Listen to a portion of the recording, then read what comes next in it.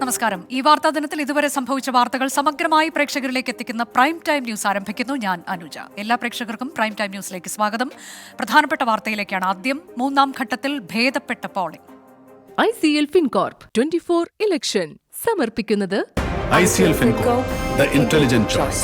Powered by Asset, responsibly yours. Laza Premium Gold, the universe's finest ice cream. in association with Durashine Roof and Wall Sheets. ഒരു Tata blue scope steel ഉൽപ്പന്നം. ACCA CMA CA പഠിച്ച് ജയിക്കാനുള്ള ശരിയായ മാർഗം. എലാൻസ് 0% പണിക്കൂലി, 100% സന്തോഷം. അൽ മുക്തദിർ jewellery group India UAE. MGM Group of Institutions.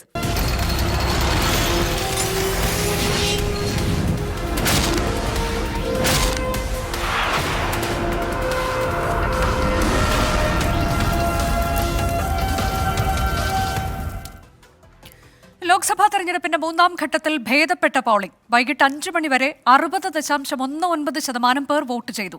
10 സംസ്ഥാനങ്ങളിലായി 93 മണ്ഡലങ്ങളാണ് ഇന്ന് വിധിയെഴുതിയത്. മികച്ച രീതിയിൽ തെരഞ്ഞെടുപ്പ് നടത്തിയ തെരഞ്ഞെടുപ്പ് കമ്മീഷനെ പ്രധാനമന്ത്രി അഭിനന്ദിച്ചു. ഇന്ത്യ മുന്നണി ഉത്തർപ്രദേശിൽ മികച്ച നേട്ടമുണ്ടാക്കുമെന്ന് SP നേതാവ് ഡിംപിൾ യാദവ് 24നോട് പറഞ്ഞു. സൂറത്തിലെ BJP സ്ഥാനാർത്ഥി എതിരില്ലാതെ തെരഞ്ഞെടുക്കപ്പെട്ടതിനാൽ 26-ൽ 25 മണ്ഡലങ്ങളിലായിരുന്നു ഗുജറാത്തിൽ വോട്ടെടുപ്പ്. കനത്ത ചൂടുണ്ടായിരുന്നെങ്കിലും രാവിലെ മുതൽ ബൂത്തുകൾക്ക് മുന്നിൽ വോട്ടർമാരുടെ നീണ്ട നിരയുണ്ടായിരുന്നു. പ്രധാനമന്ത്രി നരേന്ദ്രമോദി അഹമ്മദാബാദിലെ നിഷാൻ ഹയർ സെക്കൻഡറി സ്കൂളിൽ വോട്ട് ചെയ്തു. आज तीसरे चरण का मतदान है. मैं देशवासियों को विशेष रूप से आग्रह करूंगा कि लोकतंत्र में मतदान ये सामान्य दान नहीं है. കോൺഗ്രസ് അധ്യക്ഷൻ മല്ലികാർജുൻ ഖാർഗെ അടക്കമുള്ള പ്രമുഖർ കർണാടകയിലെ വിവിധയിടങ്ങളിൽ വോട്ട് രേഖപ്പെടുത്തി. കർണാടകയിലെ എല്ലാ മണ്ഡലങ്ങളിലെയും തെരഞ്ഞെടുപ്പ് മൂന്നാം ഘട്ടത്തോടെ പൂർത്തിയായി.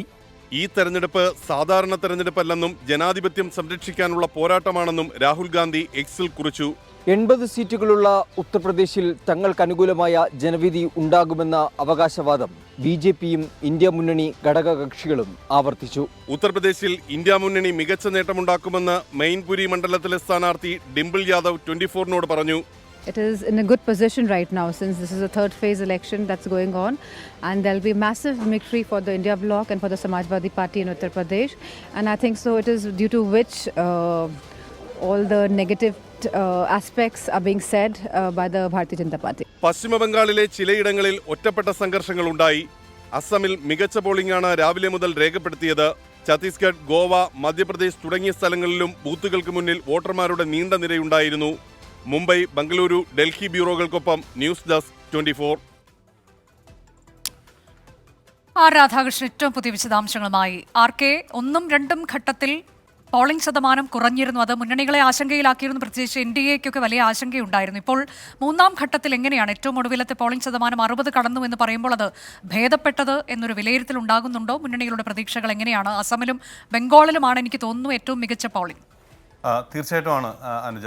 ഇതിൽ മുന്നണികൾ ഇന്ന് രാവിലെ മുതൽ തന്നെ കൂടുതൽ ആളുകൾ വോട്ട് ചെയ്യാനായിട്ട് എത്തണം എന്ന അഭ്യർത്ഥനയുമായിട്ട് രംഗത്ത് വന്നത് അതിന് തെളിവാണ്. പ്രധാനമന്ത്രി നരേന്ദ്രമോദി, രാഹുൽ ഗാന്ധി, പ്രിയങ്ക ഗാന്ധി അടക്കമുള്ള എല്ലാവരും ജനങ്ങളോട് വോട്ട് ചെയ്യാനായിട്ട് അഭ്യർത്ഥിക്കുന്ന ഒരു സാഹചര്യമാണ് ഉണ്ടായിരുന്നത്. ഈ രണ്ട് ഘട്ടങ്ങളും പരിശോധിക്കുമ്പോൾ ഇവരുടെ ശക്തി കേന്ദ്രങ്ങളിൽ പലയിടങ്ങളിലും വോട്ട് കുറഞ്ഞതായിട്ടുള്ള വിലയിരുത്തലാണ് രണ്ടു പക്ഷത്തിനും ഉള്ളത്. അത് ഒരുപോലെ തന്നെ ആശങ്ക ഇരുപക്ഷത്തും വിതച്ചിരുന്നു. ഇനിയുള്ള ഘട്ടങ്ങളിൽ അതുകൊണ്ട് തന്നെ അത് വോട്ടിംഗ് ശതമാനം കൂട്ടുക എന്നുള്ളത് തങ്ങളുടെ ഒരു ഉത്തരവാദിത്വമായി ഈ പാർട്ടികളും മുന്നണികളും ഏറ്റെടുക്കുന്ന ഒരു സാഹചര്യമാണ് ഉണ്ടായത്. ഗുജറാത്ത്, മഹാരാഷ്ട്ര അടക്കമുള്ള സംസ്ഥാനങ്ങളിൽ അതിനുവേണ്ടി വളരെ ശക്തമായിട്ടുള്ള പ്രചരണങ്ങൾ നടന്നു. പക്ഷേ മഹാരാഷ്ട്രയിൽ ശക്തമായിട്ടുള്ള പോളിംഗ് എന്ന് പറയാൻ പറ്റില്ലെങ്കിലും മറ്റെല്ലാ ഇടങ്ങളിലും ഏതാണ്ട് 50% മുകളിൽ 60% അടുത്ത് 5 മണി വരെയുള്ള സമയങ്ങളിൽ വോട്ട് രേഖപ്പെടുത്തി എന്നുള്ളതാണ്. ഇത് ഏതാണ്ട് ഒരു 65% വരെയെങ്കിലും വോട്ടിംഗ് ആകുന്ന ഒരു അവസ്ഥയിലേക്ക് കാര്യങ്ങളെ എത്തിക്കുന്നു. അന്തിമമായിട്ടുള്ള വോട്ടിംഗ് ശതമാനം എത്രയാണെന്ന് തെരഞ്ഞെടുപ്പ് കമ്മീഷൻ ഇനിയും പ്രഖ്യാപിച്ചിട്ടില്ല. പശ്ചിമ ബംഗാളിൽ വളരെ ശക്തമായിട്ടുള്ള പോളിംഗ് ആണ്. ഒറ്റപ്പെട്ട ചില അക്രമ സംഭവങ്ങൾ ഉണ്ടായെങ്കിലും സംഭവിച്ചത്. അസമിൽ ശക്തമായിട്ടുള്ള പോളിംഗ് രാവിലെ മുതൽ തന്നെ കനത്ത ചൂടൊക്കെ ഉണ്ടായിരുന്ന സാഹചര്യത്തിലും ജനങ്ങൾ ബൂത്തിലേക്ക് എത്തുന്ന അവസ്ഥയാണ് ഉണ്ടായത്. ഉത്തർപ്രദേശിൻ്റെ വോട്ടെടുപ്പ് നടന്ന വിവിധ മണ്ഡലങ്ങളുടെ കാര്യമെടുത്ത് നോക്കുമ്പോഴും സാമാന്യം ഭേദപ്പെട്ട വോട്ടിംഗ് നില ഉണ്ട്. മധ്യപ്രദേശ് അടക്കമുള്ള സ്ഥലങ്ങളിലും അങ്ങനെ വേണം വിലയിരുത്താൻ. ഗോവ മികച്ച രീതിയിലാണ് തെരഞ്ഞെടുപ്പിനോട് പ്രതികരിച്ചിരിക്കുന്നത്. കർണാടകയിൽ ഈ ഘട്ടത്തോടുകൂടി എല്ലാ ഇടങ്ങളിലെയും വോട്ടെടുപ്പ് പൂർത്തിയായിരിക്കുകയാണ്. 3 ഘട്ടങ്ങളിലായിട്ടാണ് കർണാടകയിലെ വോട്ടെടുപ്പ് പൂർത്തിയാകുന്ന ഒരു സാഹചര്യത്തിലേക്ക് എത്തിയിരിക്കുന്നത്. അങ്ങനെ വളരെ ശക്തമാകുന്ന ഒരു പോരാട്ടത്തിൻ്റെ സൂചന നൽകിക്കൊണ്ടാണ് ഈ ഘട്ടം പൂർത്തിയാകുന്നത്. 7ാമത്തെ ഘട്ടത്തിനുള്ള തെരഞ്ഞെടുപ്പ് വിജ്ഞാപനം കൂടി ഇന്ന് തെരഞ്ഞെടുപ്പ് കമ്മീഷൻ പുറപ്പെടുവിച്ചതോടുകൂടി ഈ തെരഞ്ഞെടുപ്പ് അതിൻ്റെ ഏറ്റവും ശക്തമായിട്ടുള്ള ഒരു പാരമ്യത്തിലേക്ക് എത്തിയിരിക്കുന്ന ഒരു സാഹചര്യമാണ് ഉള്ളത്. ലോക്സഭാ തെരഞ്ഞെടുപ്പിന്റെ 3ാം ഘട്ട പോളിംഗ് അവസാനിച്ചിരിക്കുന്നു. 93 മണ്ഡലങ്ങളാണ് ഇന്ന് വിധിയെഴുതിയത്.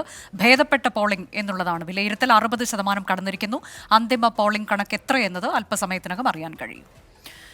ഡൽഹി മുഖ്യമന്ത്രി അരവിന്ദ് കെജ്രിവാളിന് ഇടക്കാല ജാമ്യം അനുവദിക്കുന്നത് പരിഗണിക്കുമെന്ന സൂചന നൽകി സുപ്രീംകോടതി. വ്യക്തമായ തെളിവ് ഹാജരാക്കാത്ത സാഹചര്യത്തിൽ കേസ് അനന്തമായി നീണ്ടുപോകുമെന്ന വിലയിരുത്തലിനെ തുടർന്നാണ് സുപ്രീംകോടതിയുടെ നിരീക്ഷണം. ഇടക്കാല ജാമ്യ ഹർജിയിൽ തീരുമാനമെടുക്കുന്നത് സുപ്രീംകോടതി വ്യാഴാഴ്ചത്തേക്ക് മാറ്റി. അതേസമയം അരവിന്ദ് കെജ്രിവാളിന്റെ ജുഡീഷ്യൽ കസ്റ്റഡി കാലാവധി വിചാരണ കോടതി ഈ മാസം 20 വരെ നീട്ടി. ജസ്റ്റിസുമാരായ സഞ്ജീവ് ഖന്ന, ദീപാങ്കർ ദത്ത എന്നിവരുടെ ബെഞ്ചാണ് അറസ്റ്റ് നിയമവിരുദ്ധമാണെന്ന കെജ്രിവാളിന്റെ ഹർജി പരിഗണിച്ചത്. PMLA ആക്ടിലെ സെക്ഷൻ 19 അനുസരിച്ചാണ് അറസ്റ്റ് നടന്നതെന്ന കാര്യത്തിൽ സുപ്രീംകോടതി സംശയം പ്രകടിപ്പിച്ചു.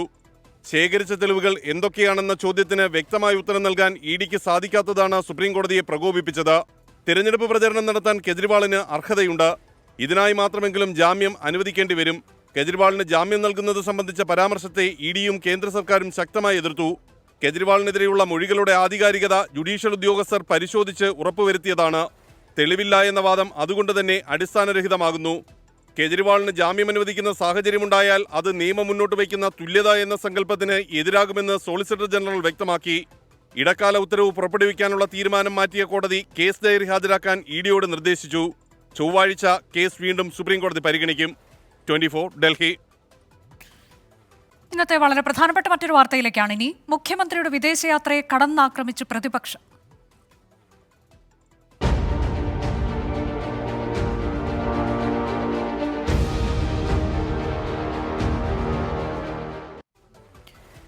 മുഖ്യമന്ത്രിയുടെ വിദേശയാത്രയിൽ വീണ്ടും രാഷ്ട്രീയ വിവാദം. ആരെയും ഒന്നും അറിയിക്കാതെയുള്ള യാത്ര സ്പോൺസർഷിപ്പ് ആണോ എന്ന വിമർശനമാണ് കോൺഗ്രസും BJPയും ഉന്നയിച്ചത്.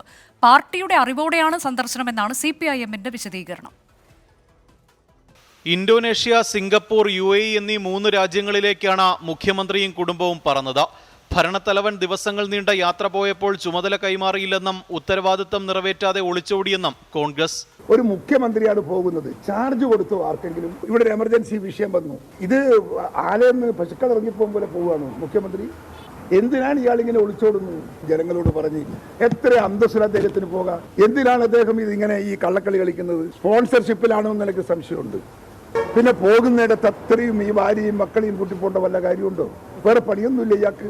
യാത്രയ്ക്ക് ചെലവ് എവിടെ നിന്നെന്നും സ്പോൺസർഷിപ്പ് ആണോ എന്നും BJP.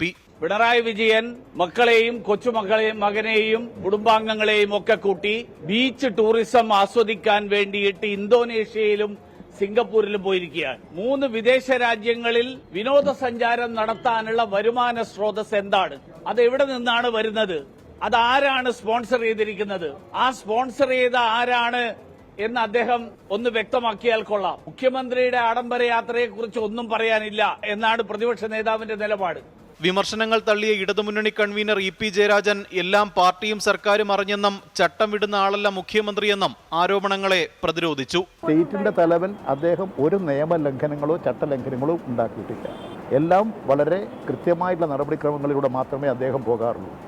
അതെന്തിനാ നിങ്ങളിപ്പോൾ അന്വേഷിക്കുന്നത്? അദ്ദേഹം പോയിട്ട് വരട്ടെ. അതിനാ നിങ്ങൾ ചോദിക്കുന്ന ആരാ സ്പോൺസർ ചെയ്യുന്നത്? എല്ലാ കാര്യവും നിങ്ങളോട് പറയണോ? അല്ല, ഞാൻ ചോദിക്കട്ടെ, എല്ലാ കാര്യവും പറയണോ? ഞങ്ങൾ സ്റ്റേറ്റിന്റെ മുഖ്യമന്ത്രിക്ക് പറയേണ്ട കാര്യങ്ങൾ പറയേണ്ടതുപോലെ അദ്ദേഹം പറയേണ്ട സ്ഥലങ്ങളിലൊക്കെ പറഞ്ഞിട്ടുണ്ട്. കുടുംബസമേതമാണ് മുഖ്യമന്ത്രിയുടെ യാത്ര. ഇന്നലെ പുലർച്ചയ്ക്ക് കൊച്ചിയിൽ നിന്ന് വിമാനം കയറി. കഴിഞ്ഞ 4 ദിവസങ്ങളിലായി വിദേശ സന്ദർശനത്തിലായിരുന്ന പൊതുമരാമത്ത് മന്ത്രി മുഹമ്മദ് റിയാസും വീണ വിജയനും ഇന്തോനേഷ്യ മുതൽ മുഖ്യമന്ത്രിക്കൊപ്പം ചേരും. വിവിധ രാജ്യങ്ങളിലായി വിനോദസഞ്ചാര കേന്ദ്രങ്ങൾ സന്ദർശിക്കുന്ന സംഘം 21-ന് തിരിച്ചെത്തുമെന്നാണ് അറിയിപ്പ്. 24 തിരുവനന്തപുരം. മാസപ്പടി കേസിലെ വിജിലൻസ് കോടതി വിധി ആയുധമാക്കി CPIM. UDFന്റെ നുണപ്രചാരണത്തിനേറ്റ തിരിച്ചടിയാണെന്നും മാത്യു കുഴൽനാടൻ MLA സ്ഥാനം രാജിവെക്കണമെന്നും LDF കൺവീനർ EP ജയരാജൻ ആവശ്യപ്പെട്ടു. ഒരു രേഖയുമില്ലാതെ കോടതിയിൽ പോയി മുഖ്യമന്ത്രിക്ക് ക്ലീൻ ചിറ്റ് കൊടുപ്പിച്ചത് ആരുടെ താത്പര്യമെന്നാണ് കേന്ദ്രമന്ത്രി V മുരളീധരൻ ചോദിച്ചു. വിധി നിരാശാജനകമാണെന്നും അപ്പീൽ പോകുമെന്നും മാത്യു കുഴൽനാടൻ പ്രതികരിച്ചു. മുഖ്യമന്ത്രിയെയും കുടുംബത്തെയും വേട്ടയാടാൻ നടത്തിയ നീക്കങ്ങൾക്കുള്ള തിരിച്ചടിയെന്നാണ് കോടതി വിധിയെ CPIM വിലയിരുത്തുന്നത്. VD സതീശിനേക്കാൾ കേമനാണ് താനെന്ന് സ്ഥാപിക്കുകയാണ് മാത്യു കുഴൽനാടൻ MLAയുടെ ശ്രമമെന്ന് ഇടതുമുന്നണി കൺവീനർ EP ജയരാജൻ. മുഖ്യമന്ത്രിയെയും മകളെയും പ്രതിയാക്കുന്നത് എന്തിന്? കോടതിയിൽ കൊടുക്കാൻ ഒരു തെളിവ് പോലും ഉണ്ടായില്ല. ഈ നാടിന് തന്നെ അവമാനമല്ലേ? യഥാർത്ഥത്തിൽ കുഴൽനാടൻ MLA സ്ഥാനം രാജിവെക്കണം. നിയമസഭയിൽ നടത്തിയിട്ടുള്ള ഇദ്ദേഹം ഇപ്പോൾ നടത്തിക്കൊണ്ടിരിക്കുന്ന കാര്യങ്ങളെക്കുറിച്ച് ജനങ്ങളോട് മാപ്പപേക്ഷിക്കേണ്ട അവസരമാണിത്. കോടതി വിധി നിരാശാജനകമെന്ന മാത്യു കുഴൽനാടൻ MLA. നിയമപോരാട്ടത്തിൽ തിരിച്ചടിയുണ്ടായി. അഴിമതി പുറത്തു കൊണ്ടുവരാനാണ് താൻ ശ്രമിച്ചത്. എന്നെ നിരാശപ്പെടുത്തുന്നുണ്ടെങ്കിലും എൻ്റെ ആത്മവിശ്വാസം തകർക്കില്ല. ഞാൻ മുന്നോട്ട് തന്നെ പോകും. തീർച്ചയായിട്ടും ഞാനത് ജനങ്ങൾക്ക് നൽകിയ വാക്കാണ്. കാരണം സ്വാഭാവികമായിട്ടും എൻ്റെ മുമ്പിലുള്ള ഓപ്ഷൻ എന്ന് പറയുന്നത് ഇതിൽ അപ്പീൽ പോകുക എന്നുള്ളതാണ്. ഈ ജഡ്ജ്മെൻറ്റിന് എനിക്ക് വിയോജിപ്പുള്ള ഭാഗങ്ങൾ രേഖപ്പെടുത്തി ഞാൻ അപ്പീൽ മൂവ് ചെയ്യുന്നതായിരിക്കും. കോടതിയുടേത് അവസാന വാക്കല്ലെന്നും അത് പക്വതയോടെ കൈകാര്യം ചെയ്യാൻ കുഴൽനാടിന് കഴിയുമെന്നും K സുധാകരൻ. തിരിച്ചടിയൊന്നുമില്ല. അതിനൊക്കെ വകുപ്പും കാര്യങ്ങളൊക്കെ വേറെയുണ്ട്. അതിന്റെ നിയമവും കാര്യങ്ങളൊക്കെ ഞങ്ങൾ പരിശോധിച്ചുകൊണ്ടിരിക്കുന്നുണ്ട്. കോടതിയുടെ വാക്ക് അവസാനത്തെ വാക്കല്ലല്ലോ. നമ്മൾ എത്ര കോടതിയുടെ വാക്ക് കേൾക്കുന്നുണ്ട്, പക്ഷെ അതെല്ലാം തിരുത്തി എത്ര കേസുണ്ട്. അതൊക്കെ അദ്ദേഹം അതൊക്കെ നടത്താനുള്ള പക്വതയും പരിജ്ഞാനവും ഒക്കെ ഉള്ള ഒരു ചെറുപ്പക്കാരനാണ്. എന്നാൽ VD സതീശൻ കടിച്ച പാമ്പിനെ കൊണ്ട് തന്നെ വിഷമിറക്കിപ്പിച്ചുവെന്നായിരുന്നു കേന്ദ്രമന്ത്രി V മുരളീധരന്റെ പ്രതികരണം. ഒരു രേഖയുമില്ലാതെ കോടതിയിൽ പോയി മുഖ്യമന്ത്രിക്ക് ക്ലീൻ ചിറ്റ് കൊടുപ്പിച്ചത് ആരുടെ താല്പര്യം കൊണ്ടാണെന്നും V മുരളീധരൻ. ഒരു രേഖയുമില്ലാതെ വിജിലൻസിന്റെ മുൻപാകെ പോയിട്ട് അത് തള്ളിപ്പിച്ച് മുഖ്യമന്ത്രിക്ക് ഒരു ക്ലീൻ ചിറ്റ് കൊടുപ്പിക്കാൻ, അതിന് സഹകരണാത്മക പ്രതിപക്ഷത്തിന് നേതൃത്വം നൽകുന്ന VD സതീശൻ അദ്ദേഹത്തിൻ്റെ താല്പര്യം കൊണ്ടാണോ അതോ ഇനി കുഴൽനാടനും നേരിട്ട് അഡ്ജസ്റ്റ്മെന്റിലേക്ക് എത്തിയോ എനിക്കറിയില്ല. 24 തിരുവനന്തപുരം. തെരഞ്ഞെടുപ്പിന് പിന്നാലെ സംസ്ഥാന BJPയിൽ വിഭാഗീയത രൂക്ഷം. ഇന്ന് ചേർന്ന നേതൃയോഗം PK കൃഷ്ണദാസ് പക്ഷം ബഹിഷ്കരിച്ചു. എന്നാൽ ഇക്കാര്യം സംസ്ഥാന അധ്യക്ഷൻ തള്ളി. മാധ്യമങ്ങൾ പച്ചക്കള്ളം പ്രചരിപ്പിക്കുകയാണെന്ന് K സുരേന്ദ്രൻ പറഞ്ഞു. EP ജയരാജനുമായി ബന്ധപ്പെട്ട ശോഭാ സുരേന്ദ്രന്റെ തുറന്നു പറച്ചിലിൽ പാർട്ടിയുടെ വിശ്വാസ്യത തകർത്തുവെന്ന് യോഗത്തിൽ പ്രകാശ് ജാവ്ദേക്കർ വിമർശിച്ചു. കേരളത്തിൽ കുറഞ്ഞത് 5 സീറ്റിൽ ജയിക്കുമെന്നാണ് പാർട്ടിയുടെ അവകാശവാദം. ലോക്സഭാ തെരഞ്ഞെടുപ്പിന് പിന്നാലെ ഔദ്യോഗിക പക്ഷത്തിനെതിരെ നിലപാട് ഘടിപ്പിക്കാനാണ് PK കൃഷ്ണദാസ് പക്ഷത്തിന്റെ നീക്കം. PK Krishnadas, MT Ramesh, AN Radhakrishnan തുടങ്ങിയ നേതാക്കൾ നേതൃയോഗത്തിൽ നിന്ന് വിട്ടുനിന്നു. തെരഞ്ഞെടുപ്പ് സമയത്ത് പോലും ഗ്രൂപ്പ് അടിസ്ഥാനത്തിൽ ഔദ്യോഗിക നേതൃത്വം പെരുമാറിയതിൽ കടുത്ത അതൃപ്തിയിലാണ് കൃഷ്ണദാസ് പക്ഷം. ഔദ്യോഗിക പക്ഷത്തല്ലാത്ത സ്ഥാനാർത്ഥികൾക്കെതിരെ വന്ന ആരോപണങ്ങളെ മുരളീധര പക്ഷം പ്രതിരോധിക്കുന്നതിന് പകരം എതിരാളികളെ പ്രോത്സാഹിപ്പിക്കുന്ന നിലപാടാണ് സ്വീകരിച്ചതെന്നാണ് വിമർശനം. തെരഞ്ഞെടുപ്പ് ഫലത്തിന് പിന്നാലെ നേതൃമാറ്റം ആവശ്യപ്പെടാനാണ് PK കൃഷ്ണദാസ് പക്ഷത്തിന്റെ നീക്കം. എന്നാൽ മാധ്യമങ്ങൾ പച്ചക്കള്ളം പ്രചരിപ്പിക്കുകയാണെന്ന് BJP സംസ്ഥാന അധ്യക്ഷൻ K സുരേന്ദ്രൻ. അങ്ങനെ പറഞ്ഞോ? കൃഷ്ണദാസ് നിങ്ങളോട് പറഞ്ഞോ ബഹിഷ്കരിച്ചാണെന്ന്? അല്ല, നിങ്ങൾ ഈ പറഞ്ഞ ബഹിഷ്കരിച്ചോ എന്ന് കൃഷ്ണദാസോ MT രമേശോ രാധാകൃഷ്ണനോ പറഞ്ഞിട്ടുണ്ടെങ്കിൽ ഞാൻ നിങ്ങൾ പറയുന്ന ജോലിയാ. ഈ അനാവശ്യ വാർത്തകൾ നിങ്ങൾ കൊടുക്കരുത്. അവരാരെങ്കിലും നിങ്ങളോട് പറഞ്ഞോ? നിങ്ങളുടെ ഓഫ് റെക്കോർഡെങ്കിലും പറഞ്ഞോ? എന്തിനാണ് നിങ്ങൾ ഈ പച്ചക്കള്ളം പ്രചരിപ്പിക്കുന്നത്? യോഗങ്ങളിൽ പങ്കെടുക്കാത്തതിന്റെ കാരണം നേതാക്കൾ പ്രസിഡന്റിനെ അറിയിച്ചിട്ടുണ്ടെന്നായിരുന്നു വിഷയത്തിൽ കേരള പ്രഭാരിയായ പ്രകാശ് ജാവ്ദേക്കറുടെ പ്രതികരണം. Any party meeting, anything, somebody has some urgent work. It is not only 3. There may be 10-15 people who could not come. What is the logic? After election they are boycotting. They have taken president's permission. EP ജയരാജനുമായി താൻ നടത്തിയ കൂടിക്കാഴ്ച സംബന്ധിച്ച് ശോഭാ സുരേന്ദ്രൻ നടത്തിയ പ്രതികരണം തെറ്റായിപ്പോയെന്ന് പ്രകാശ് ജാവ്ദേക്കർ വിമർശിച്ചു. ഇനി ഏതെങ്കിലും നേതാക്കൾ BJPയുമായി ചർച്ചയ്ക്ക് തയ്യാറാകുമോ എന്നും ജാവ്ദേക്കർ യോഗത്തിൽ ചോദിച്ചു. ശോഭയുടെ തുറന്നു പറച്ചിൽ ശരിവെച്ച് സംസ്ഥാന അധ്യക്ഷൻ K സുരേന്ദ്രൻ നടത്തിയ പ്രസ്താവനയ്ക്കെതിരെയും ജാവ്ദേക്കർ രംഗത്തെത്തി. എന്നാൽ എല്ലാം മാധ്യമ സൃഷ്ടി മാത്രമെന്നായിരുന്നു പ്രകാശ് ജാവ്ദേക്കറുടെ പ്രതികരണം. തിരുവനന്തപുരം, തൃശൂർ, ആറ്റിങ്ങൽ, പത്തനംതിട്ട മണ്ഡലങ്ങളിൽ വിജയിക്കുമെന്നും ആലപ്പുഴയിലും പാലക്കാടും BJP 2ാം സ്ഥാനത്ത് വരുമെന്നുമാണ് സംസ്ഥാന ഭാരവാഹി യോഗത്തിന്റെ വിലയിരുത്തൽ. എന്നാൽ വിജയം പ്രതീക്ഷിക്കുന്ന സീറ്റുകളുടെ എണ്ണം പറയാൻ തയ്യാറാകാതിരുന്ന BJP സംസ്ഥാന അധ്യക്ഷനെ തിരുത്തി പ്രകാശ് ജാവ്ദേക്കർ രംഗത്തെത്തി. ചുരുങ്ങിയത് 5 സീറ്റിൽ ജയിക്കുമെന്നായിരുന്നു പ്രകാശ് ജാവ്ദേക്കറുടെ തിരുത്ത്. 24 തിരുവനന്തപുരം. ഇനി ഇന്നത്തെ മറ്റു ചില വാർത്തകൾ ചുരുക്കത്തിൽ നോക്കാം. തിരുവനന്തപുരത്ത് വീണ്ടും ജീവനെടുത്ത് ടിപ്പർ ലോറി. കഴക്കൂട്ടം വെട്ട് റോഡിൽ യുവതിക്ക് ദാരുണാന്ത്യം. മരിച്ചത് പെരുമാതുറ സ്വദേശി റുക്സാന. ടിപ്പർ ഡ്രൈവർ കസ്റ്റഡിയിൽ. കാസർഗോഡ് മഞ്ചേശ്വരത്ത് ആംബുലൻസും കാറും കൂട്ടിയിടിച്ച് 3 മരണം. മരിച്ചത് തൃശൂർ ഇരിങ്ങാലക്കുട സ്വദേശികൾ. പാലക്കാട് കഞ്ചിക്കോട് ട്രെയിനിടിച്ച് കാട്ടാന ചരിഞ്ഞതിൽ റെയിൽവേക്കെതിരെ വനം വകുപ്പ്. ലോക്കോ പൈലറ്റിനെതിരെ കേസെടുക്കാൻ നടപടി തുടങ്ങിയെന്ന് മന്ത്രി AK ശശീന്ദ്രൻ. വയനാട് അമ്പലവയൽ ആറാട്ടുപാറയിൽ ജനവാസ മേഖലയിൽ പുലി ഇറങ്ങി. വളർത്തുനായയെ പുലി ആക്രമിക്കുന്ന ദൃശ്യങ്ങൾ പുറത്ത്. വടകര അഴിയൂരിൽ വിദ്യാർത്ഥിക്ക് നേരെ പാഞ്ഞെടുത്ത് തെരുവ് നായ്ക്കൾ. വീട്ടിലേക്ക് ഓടിക്കയറിയ കുട്ടി രക്ഷപ്പെട്ടത് തലനാരിഴയ്ക്ക്. നായ്ക്കൾ പാഞ്ഞെടുക്കുന്ന ദൃശ്യങ്ങൾ 24-ന്. ആലപ്പുഴ ചങ്ങനാശ്ശേരി റോഡിൽ കൈനകരിയിൽ ഓടിക്കൊണ്ടിരുന്ന കാറിന് തീപിടിച്ചു. ആളപായമില്ല. പുക ഉയരുന്നത് കണ്ട ഡ്രൈവർ ഇറങ്ങി ഓടി രക്ഷപ്പെട്ടു. കാർ പൂർണ്ണമായി കത്തിനശിച്ചു. ഡ്രൈവിംഗ് ടെസ്റ്റ് പരിഷ്കരണത്തിൽ സംസ്ഥാന വ്യാപക പ്രതിഷേധം. ഇന്നും ടെസ്റ്റുകൾ മുടങ്ങി. തിരുവനന്തപുരം മുട്ടത്തറയിൽ ടെസ്റ്റിനെത്തിയവരെ തടഞ്ഞ് പ്രതിഷേധക്കാർ. ആലുവയിൽ കഞ്ഞിവെച്ച് പ്രതിഷേധം. സർക്കുലർ പിൻവലിക്കും വരെ ബഹിഷ്കരണം തുടരുമെന്ന് സംയുക്ത സമരസമിതി. തിരികെ പ്രൈം ടൈം ന്യൂസിലേക്ക്. പ്രസവ ശസ്ത്രക്രിയയെ തുടർന്ന് വയറ്റിൽ കത്രിക കുടുങ്ങിയ കോഴിക്കോട് സ്വദേശി ഹർഷീനയുടെ ആരോഗ്യാവസ്ഥ മോശമെന്ന് ഭർത്താവ് അഷ്റഫ്. കത്രിക കുടുങ്ങിയ സ്ഥലത്ത് പഴുപ്പുള്ളതിനാൽ വീണ്ടും ശസ്ത്രക്രിയ നടത്തണം. സാമ്പത്തിക പ്രതിസന്ധിയുള്ളതിനാൽ ക്രൗഡ് ഫണ്ടിങ്ങിലൂടെ പണം കണ്ടെത്താനാണ് ഹർഷീന സമരസമിതിയുടെ തീരുമാനം. കത്രിക നീക്കം ചെയ്ത ഹർഷീനയുടെ വയറ്റിൽ വീണ്ടും കൊഴുപ്പടിഞ്ഞുകൂടുകയും ഇത് പഴുക്കുകയും ചെയ്തു. വീണ്ടും ശസ്ത്രക്രിയ നടത്തി ഇവ നീക്കം ചെയ്യണം. സാമ്പത്തിക പ്രതിസന്ധിയിലായ കുടുംബം ക്രൗഡ് ഫണ്ടിങ്ങിലൂടെ സുമനസ്സുകളുടെ സഹായം തേടുകയാണ്. ഈ മാസം 11-നാണ് ആശുപത്രിയിൽ അഡ്മിറ്റാകാൻ പറഞ്ഞതെന്ന് ഹർഷീനയുടെ ഭർത്താവ് അഷ്റഫ്. സാമ്പത്തിക പ്രയാസങ്ങളുണ്ട്. ഇതുവരെ എന്താ പറയുക, ഈ ചികിത്സന്റെ പിന്നിൽ 5-6 വർഷത്തോളം നമ്മൾ ഇതിന്റെ പിന്നിൽ തന്നെയാണ്. അപ്പം എൻ്റെ ജോലി സംബന്ധമായ എൻ്റെ ബിസിനസ്സും എല്ലാം എന്താ പറയുക ഒരു നിന്നുപോയ അവസ്ഥയിലാണ് നിൽക്കുന്നത്. അപ്പം സാമ്പത്തിക പ്രയാസമുണ്ട്. ഈ മാസം 15 മുതൽ ക്രൗഡ് ഫണ്ടിംഗ് ആരംഭിക്കും. സർക്കാർ അവഗണനയിൽ പ്രതിഷേധിച്ചാണ് സഹായം തേടുന്നതെന്ന് സമരസമിതി വ്യക്തമാക്കി. തുടർ ചികിത്സയ്ക്ക് സർക്കാർ സഹായം ലഭിക്കുമെന്ന പ്രതീക്ഷയിലാണ് കുടുംബം. 24 കോഴിക്കോട്. പത്തനംതിട്ട തിരുവല്ലയിൽ യുവതിക്ക് നേരെ മദ്യപന്റെ ആക്രമണം. തിരുവല്ല സ്വദേശി ജോജോയാണ് വേങ്ങൽ സ്വദേശിയായ 25-കാരിക്ക് നേരെ ആക്രമണം നടത്തിയത്. യുവതിയുടെ ബന്ധുക്കളും നാട്ടുകാരും ചേർന്ന് പ്രതിയെ കയ്യേറ്റം ചെയ്തു. രാവിലെ 11 മണിയോടെയാണ് ജോജോ തിരുവല്ല പോലീസ് സ്റ്റേഷനിലെത്തുന്നത്. മദ്യപിച്ച് ബഹളമുണ്ടാക്കിയതോടെ ബൈക്ക് തടഞ്ഞു വെച്ച ശേഷം ജോജോയെ പോലീസ് പറഞ്ഞുവിട്ടു. ഇതിനിടെ അസഭ്യ വാക്കുകളും അശ്ലീല പ്രദർശനവും നടത്തി.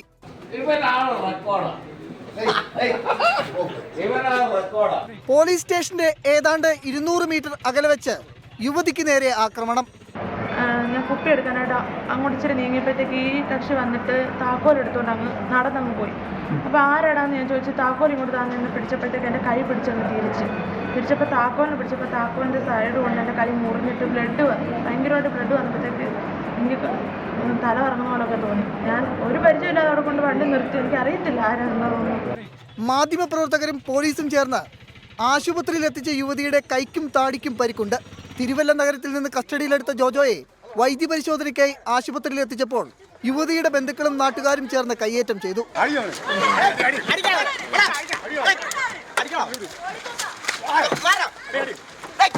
സ്ത്രീത്വത്തെ അപമാനിച്ചു എന്നടക്കം ജാമ്യമില്ലാ വകുപ്പുകൾ ചുമത്തിയാണ് ജോജോയ്ക്കെതിരെ തിരുവല്ല പോലീസ് കേസെടുത്തത്. Sreejith Sreekumaran, 24 Pathanamthitta.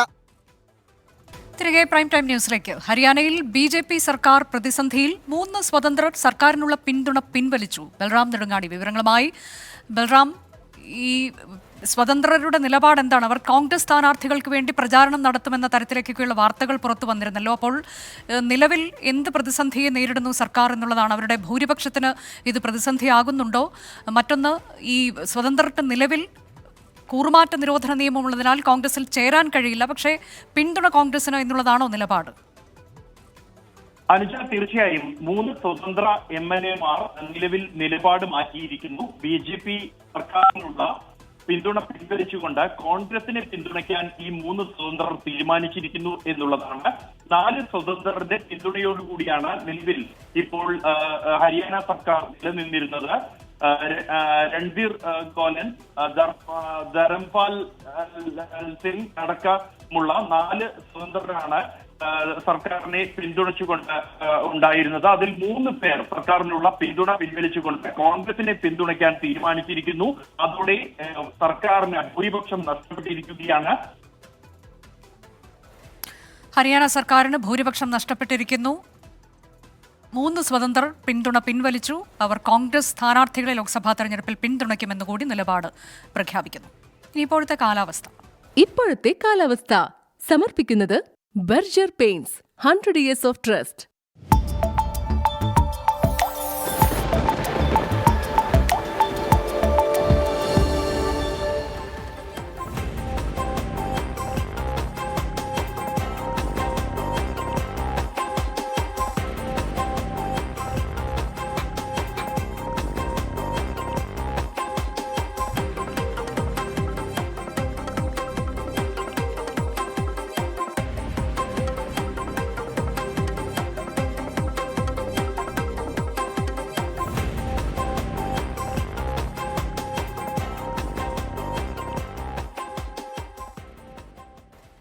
Prime time news അവസാനിക്കുന്നു.